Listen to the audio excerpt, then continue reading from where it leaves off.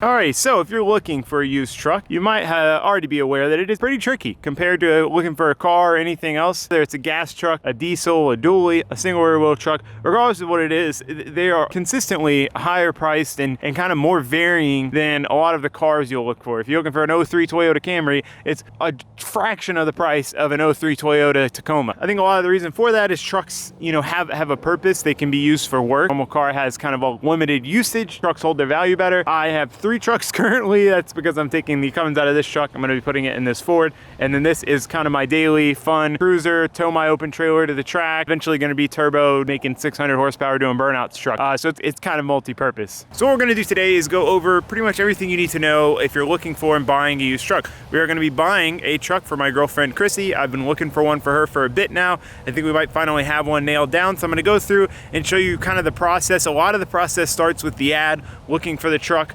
trying to find the right truck to go look at to begin with, and then obviously there's more to it once you get to the truck. So we're gonna go over all of that and bring you guys along for the buying experience and see how it goes. So when it comes to buying pretty much any vehicle, you've got kind of 2 options. You've got Facebook Marketplace and you have Craigslist. Now Craigslist used to be the reigning champ, and Craigslist has slowed down a lot. The reason for that is 1, the advent of Marketplace, but 2, they started charging $5 for a vehicle post. So you get a lot less people posting. The flip side of that is if someone's spending $5 to post their vehicle, they're probably a little more invested in selling it, more serious about selling it. It's probably a decent vehicle. They're not going to want to waste their money. So I'll be honest, I have not gone on Craigslist pretty much at all in my last several vehicle search purchases. I just haven't really checked it because anytime I go on there, 1, there's a lot of crossover. You'll see a lot of the same vehicles you saw in Marketplace. 2, there's a lot less. There's a lot less of them. The flip side of that is there's a lot less eyes on Craigslist. There's a lot less people looking on Craigslist for deals. So many people are saturating the Facebook Marketplace and checking there every day when they're on Facebook. So I think you might actually have better luck on Craigslist finding that good deal and being able to get to it in time before somebody else does. Like this truck, I haven't looked at it in too much detail, but at first glance, it appears to be a good deal. And maybe it's a good deal because there's not that many people hitting them up about it. I will say, though, this is marked as an owner vehicle, and we do have big buy here, pay here-esque 3999 across the windshield. So that would concern me. If you'll notice, I have mine marked as owner only. If I'm paying cash for a vehicle, I absolutely will not buy from a buy here, pay here place because you end up paying dealer fees. I just don't trust them, because the problem with the buy here, pay here places is they know what to do to make the truck look that much better. When you're buying from someone, you really can look at the truck, see what condition it's in, see what they've got in it, see how they present the truck and get an idea of whether or not it was taken care of. When you go to a buy here, pay here place, it's like all that evidence is scrubbed away. They've detailed it, they've back to black all the trim, they've vacuumed the crap out of it, they've armor-alled the engine bay. It's really hard to get a good idea and representation of the condition of the truck because a lot of what you would look for is kind of scrubbed away by them. On top of all the other reasons, if you're paying cash for a vehicle, I would suggest staying away from buy here, pay here places. So Craigslist definitely has its advantages. Marketplace, in my opinion right now, though, is the reigning champ. There are so many vehicles posted on Marketplace because a lot of people have Facebook. A lot of people are on Facebook anyway. It's easy to be on Facebook and just throw some pictures up and a little description of the truck you're trying to sell. It's a lot simpler than trying to go and upload the pictures to your computer and write a Craigslist ad. It's a totally different thing. So you do get a lot more vehicles, but again, you have a lot more eyes on Marketplace. So one kind of common trick to use is search different things. Don't just search Silverado 1500 and never search anything else. Don't make your searches too specific because sometimes a lot of people, you can go down and if you're looking at vehicles, you can select, V8 and transmission type and all that stuff, but a lot of times people get that wrong. So if you search for very specific stuff like that, you will miss the ones that people got wrong. And this isn't really that pertinent on Facebook because when you're doing a for sale ad on Facebook, if you click car or truck, you have to basically select from a drop-down menu the make and model and the year and stuff, so it's kind of hard to screw that up. Whereas when you go over to Craigslist, you're typing out the ad. So it's a lot of times you can search, see, this guy doesn't have Silverado in the title. So maybe if you search Silverado 1500, this truck wouldn't have popped up. So that's definitely something you want to do, especially on Craigslist. You want to try different searches and try to find, those anomalies where someone misspelled Silverado and the search doesn't come up for pretty much anybody, and you find it and it's a good deal. And, you're one of a couple people who's found it. That is one way to try to find those good hidden deals. It's harder and harder as more and more people are on these sites and they're looking for vehicles, and maybe they don't want it, but they got a friend that wants it. They share it to him. And that is the tough thing about Facebook. You got to be on it. You got to be quick. You find a good deal, you got to jump on it. So when you're looking through these vehicles, as you're going through, you want to try to keep a running tally in your head. You want to see, okay, this one's 160,000 miles. It's 4-wheel drive. It's got kind of the normal interior. It looks like it's in decent shape, but it is kind of modded. And you want to try to kind of keep a memory bank of all of that and the different prices and the different values, so that when you do find one that you feel is a good deal, you have some other stuff to compare it to. You can't really just go on Kelley Blue Book and look up the price for something, because market price and Kelley Blue Book price or NADA or whatever any of the other ones are generally pretty far off. The market's really going to dictate what something was worth a lot more than those kind of values can anticipate. So another thing to do as you're looking around is kind of figure out what options go for what money. You find out, okay, well, there's not a lot of these trucks of this generation in crew cab. The crew cab sell for a lot more money. Now, is that something that's worth it to you? Are you willing to pay an extra $1,000 or $2,000 to get a full 4 doors? Or are you okay with having an extended cab and saving some money? Same with interior options, colors, whether it's a 4.8, a 5.3, things like that. You want to keep that stuff in mind and kind of give yourself a baseline of, this is the minimum I want. I want it to be at least a 5.3, at least an extended cab, preferably 4-wheel drive, but I'm willing to take 2-wheel drive if I find one that's way cheaper. And then that will narrow in your search a lot more. So you're not just clicking every single truck you see pop up. You're only clicking the ones that kind of fit the bill. So now that you've narrowed down what you want in a truck, you're starting to find some ones that you're potentially seriously interested in and you might want to go look at. So now we need to figure out whether or not they're worth the time to go look at. The way to do that is to dissect the ad. We need to figure out if there's any red flags, any information we can on the ad. So when you go over to Craigslist, this is a little bit more difficult because all you have is the pictures in the ad and the description of the ad. So you can find some red flags like the numbers on the windshield of this truck, knowing that it's probably a dealer. But aside from that, you can get a pretty good idea of the truck, how it's been maintained, what kind of a person owns it, and things like that by looking at the pictures and reading the description. So I like to see a well thought out ad, an ad that somebody has put some time into, because if they put a lot of time in their ad, they probably care about the vehicle, they know the vehicle well, and they know the vehicle well because they've probably maintained it well. So that's always a good sign to me. A really short ad isn't necessarily a bad sign, especially on Marketplace, because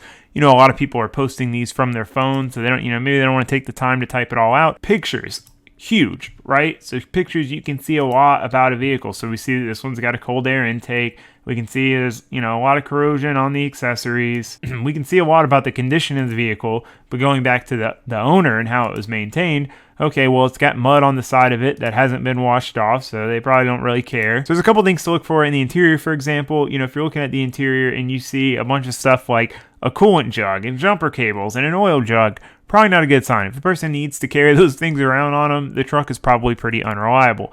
Now, on the other hand, if you see some normal stuff, like you see someone's jacket and a hat and whatever, you can use those things to kind of figure out the age of the person and the type of the person. But it also tells you that it is more than likely that the vehicle is being driven. It is currently being daily driven. When you see pictures of a vehicle that, is a private owner, but has recently been vacuumed out and cleaned out and there's nothing in it, then they're not driving it. And why are they not driving it? They could not be driving it because they got a new vehicle, but they could not be driving it because it's got issues and they're just trying to offload it before the issues get worse. So then with Facebook, you have one more layer of it in the fact that you can see who posted the ad. You can go on their profile, you can look at it, you can see, their age, the type of person they are, what they do. I mean, I've even found incriminating pictures, looking at a truck for sale, and then you go on their page and find a picture of the truck sunk in a mud hole, completely caked in mud. And you're like, okay, well, I'm planning on daily driving this thing. I don't really want a truck that's been mudded a lot of its life. So that is one really, really nice thing about Facebook, is you are really able to get a real solid idea of who the person selling it is and if there's someone you'd want to buy a truck from. If it's some young teenage kid and half the pictures have Snapchat filters on them and stuff like that, it might not be the right truck to buy. But if it's some middle-aged guy and everything seems to check out, the truck's bone stock, then that might be one worth looking at. So that's just something to try to do before you go look at a vehicle. Really look at the ad, look at who's selling it, look at any of the pieces of information you can find and see if there's any red flags, any green flags. If there's something that, oh, clearly this is a solid truck. It's a nice older guy, or this thing's got a blacked out grill and it's got black aftermarket wheels and things like that. Like, this is probably not something I'd want to buy. I always look for stock, especially with a 4-wheel drive truck, because if it's not stock, if it has been modified, it's probably been beat on. If it's bone stock and hasn't been modified, there's a good likelihood that it hasn't been beat on. It hasn't been off-road that much. Obviously, there's caveats to all of this. A very nicely modified vehicle, especially something like a newer truck like this that's just lifted with some wheels and tires. Maybe some guy just wanted it to look cooler. It's well thought out. But when you go back to some of the ones they've got plasti-dipped wheels and plasti-dipped bumper and camo vinyl down the lower portion of the truck and camo seat covers and random stickers and things like that. Again, it gives you an idea of who owns the vehicle, and knowing who owns the vehicle gives you an idea of what the vehicle is going to be like. So we've narrowed down what we want. We found what we're searching for. We've searched for it. We found some options. Of those options, we've written off most of them, and we finally found one that after everything, we're still interested in it. We still want to go look at it. So I found this truck for my girlfriend, and it pretty much ticks all of the boxes of what we're looking for. So it's extended cab. It's an okay color. Grandpa Gold wouldn't be my first choice. It does have the older front end. I'd prefer the newer front end, but it's one of those things that give and take, especially for my girlfriend. She doesn't really care about having the cat eye front end versus the old one. So there's no reason to try to find her a truck that she's going to pay extra for just to get the better front end, unless we were planning on reselling it in a short period of time. But other than that, that's not an option or a feature or a thing that's worth the extra money to her. So looking at this one, it looks to be clean. It's got the nicer cloth interior instead of the super base model. It's got some good options, power windows, power locks. Looks to be in nice shape, has under 150,000 miles. It's 4-wheel drive, which was not a mandate for her, but it was something that she would like to have. So my goal is to try to find one like that. Another big thing on this truck is that it's all stock. We've got stock airbox. We've got the clutch fan shroud. We've got the cover over the intake. We've got all this plastic stuff up here, even all of the clips in it. You can tell that the truck hasn't been torn apart and messed with. It wasn't super modified and put back to stock. Everything looks pretty original and well kept, and that's a big thing for me. I want a truck that someone just drove to the store, drove to work, whatever, just a stock unmodified truck. It hasn't been leveled in the front. It's got street tires on it. So this one, it's got a lot of good signs and is something I want to go look at. I've talked to the guy. I've asked him some questions. He's been honest and open. Seems like a good guy. We finally have one that we're going to go look at. So now that you've nailed down a truck to go look at, there's a few things to keep in mind when going to look at it. The number one most important thing to remember is that cash is king. If you have the cash, you have the physical money, it is always worth more than the vehicle. The vehicle is only worth something to somebody who wants to buy it. The cash is worth something to essentially anyone. So keep that in mind. Don't let your emotions get the best of you because you want it or whatever, and you end up buying a truck that's not the right truck. You are in the position of power when it comes to negotiating and buying the truck. The people selling the truck, they want to get rid of it. You want to buy a truck, but you got a lot of options. They've only got whoever's going to come look at it. So keep that in mind, remember that, and don't let yourself get taken advantage of. Rule number 2, if you can, bring somebody who will put you in check, who will keep you in check, who will make sure that your emotions do not get the best of you. Thing number 3, hold your cards tight to your chest. Make sure that you kind of keep everything that you know to yourself about it. You don't want to go in there and tell the guy, hey, yeah, we've looked at 5 of these and they've all been pieces of junk, and this is the first nice one we found that actually is in the right condition and whatever, because that's going to give them ammo. They know that you've looked at a bunch of trucks and that this is the first one you found that was good. You're tired of looking. I mean, you're willing to pay. So you want to make sure that you kind of try to keep that stuff to yourself so that you don't give them more ammo than they need to get a better deal than you, pull one over on you. I mean, it's all kind of a back and forth, who seems the less involved. And again, cash is king, so you should always be the one who's less involved. You can walk away at any time. There's plenty more trucks out there for you to buy. So yeah, with those basic rules out of the way, let's hit the road. Let's go look at this truck. All right, we are on the way to go look at a truck for my girlfriend, Chrissy. So she's had this beat up Ranger for a while, and I've been looking for a Silverado of this generation. We found one close by. Seems like it's pretty much ticks all the boxes. So we're gonna look at it. Hopefully it's decent. All right, I see it. He's got a Tesla in the shop. I don't know if that's a good sign or a bad sign. I And another one of the same truck. Pull up right here. There she blows though. Hello. Good, how are you? So the guy is kind of like me and Ben. He's like, I got family over. Take a look at it. Keys are in it. Go take it for a drive. That's how I am when I sell stuff. But I mean, it looks clean. I got to kind of get under it and really look for rust and stuff. That's my only real concern is rust. Obviously mechanical stuff. Like I said, don't let your emotions get in the way. I'm like, this thing's clean. I want it.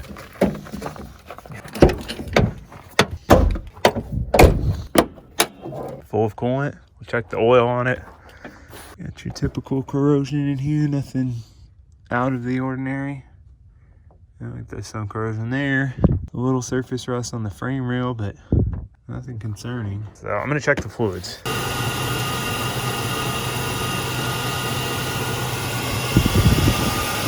Engine sounds smooth. I wonder where the temp is. Okay, it was cold. That's really more of a thing with diesels, but these do have a lot of piston slap and valve tray noise on startup, and it doesn't seem to have any. You can see like the little rust like on the power steering pump and things like that. That's what's kind of concerning. Okay, so synopsis on that truck. Good signs. Stock airbox, stock exhaust, not lifted, not leveled. Bone stock. Really hard to find those trucks four-wheel drive bone stock. Usually you find them, they got freaking camo hydro dipped grill and off-road tires that are bald and they're just ragged out. So I like the fact that it was stock. The rust, the little bit of rust that it had was concerning to me because I did tell myself I bought a Dodge diesel that was rusty, but it was really rusty. And I told myself I'd never buy another rusty truck while I lived in Florida because there's no point. But for the price, you know, it's basically the price of a clean two-wheel drive truck, all things considered equal, but just a little rust and you get four-wheel drive. And the four-wheel drive ones, people ask a lot of money for them. They hold their value a lot better. So it's kind of a coin toss. I'll have to talk to my girlfriend and see what she thinks, see how she feels about it. But I like it, you know, and I don't know if that's just my poor judgment in the moment or not. So we're gonna think on it for tonight, and if we're good with it, we're gonna go back tomorrow and get it. But that's a good way to do it, and the benefit to bond, like looking at stuff that's closer to where you are. You're not so committed when you drive there where, you know, if you're driving 6 hours round trip, like you want to take the cash with you and be ready to buy it, but then it's a lot harder to walk away when you're in that position, and it's a lot harder to take the time to think about it because you're not going to drive 6 hours and then drive 6 hours again. So anyway, yeah, I mean, that's pretty much the takeaway from that truck. Everything else seemed good. Person-wise, I like to look at the people, the guys that had it that long, so it doesn't really help that much because you don't know what the previous owner was like. But, you know, he's a cool guy, didn't seem to not disclose anything, or, you know, it was pretty straightforward and open, so that was a good sign. When they're constantly hiding stuff and trying to push stuff off as not being a problem, oh no, that's no rust, you know, whatever, then that's always a red flag to me. So yeah, I don't know, I'll let you guys know what we find out, if we go to buy it tomorrow or not. Alrighty, the truck has been purchased. We are driving back. Chrissy's back there driving my truck, which we added a layer of sketch to the situation. The guy gave me a tonneau cover and didn't have all the bolts, so it's strapped down in the front. So my girlfriend has to drive my truck with the freaking tonneau cover strapped to the back. Oh, fun stuff, man. And I'm driving this thing with no plate. So the reason I'm driving this and not her is because it doesn't have a plate. I don't want her to have to deal with that, you know, the whole aspect of driving a truck with no plate. So anyway, we're cruising along. Truck drives nice at this speed, super smooth. So wish us luck. Hopefully we get home and there's no major issues. This has been a nervous one because you know, it's for my girlfriend, so it's, you know, it's a little different than buying something for myself, where if it breaks I can just fix it. If it breaks on her, you know, she might get stranded and I don't want that, and you know how it goes. So man, there's someone really tailgating her. So anyway, I'm gonna get off the video camera here. I'll see you guys soon. Alrighty, well, this is it. I'm pretty excited, man. Drove 45 minutes back, you know, not a single issue. Temp was perfect, drove great, super smooth, super quiet inside. Like, I'm really happy with it. I think it was a good choice. Hopefully Chrissy likes it. I think she will. It's such a big upgrade from a Ranger. The interior is nice, you know, it's actually like more black interior than like the tannish bluish gray that they normally have. Seats are in really good condition. It's got power seats. It's got like a lot of good options. It's got the temp in the mirror, which is kind of nice to have. I always look for that on my truck that I have now, and it doesn't have it. The little reading lights with the sunglasses holder, and I think the door seals are still really good. A lot of these trucks with these extended cabs with the fold out rear doors, they make a ton of wind noise because the seals get worn out, and this one had virtually no wind noise, which I was really surprised by. But yeah, no, I mean, this thing definitely seems solid. I don't want to speak too soon until get some time on it, but I'm happy with it. I think it was a good choice. I've been looking for about 2 months, and this is actually the first one I went and looked at because I just there was 2 other ones that seemed like good deals, like good trucks. They would work well, you know, and both of them, when I went to go look at them and was setting up a time and waiting for the person to get back to me and about to leave, they tell me, oh, sorry, sold it to someone else. So that happened twice. So this one I was a little worried about that because I tried to give the guy a deposit and he was like, I don't want to take your deposit. Like, it's cool, man. I'll hold it till tomorrow. Someone literally called him asking him about it while I was there. So I was a little nervous. So I'm glad that he didn't sell it. And I'm glad that we got it. Hopefully she's good to us. Well, to Chrissy. If she's good to Chrissy, then that in turn is good to me because I don't have to work on it. Bye. There it goes. The inaugural test drive home. She hope she doesn't have any issues. She lives about 45 minutes north of me, so I'm a little concerned. It's getting dark, but I think she'll make it no problem. All right, well, that pretty much wraps up our used truck buying guide. Super glad we finally got a truck for Chrissy. Been looking for a while.